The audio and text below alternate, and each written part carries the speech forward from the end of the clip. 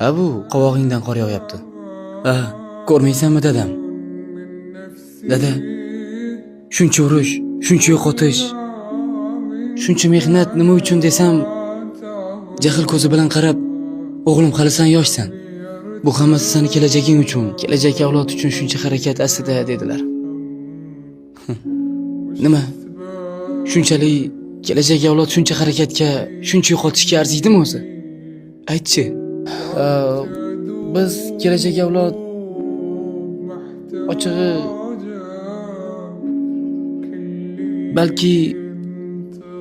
balki arzir, balki yo'q. Yana bilmadim. Mana-da o'zing bilyapsan-ku. Yana kuni kecha avloningni otishdi. U bizga kerak edi. Juda kerak edi.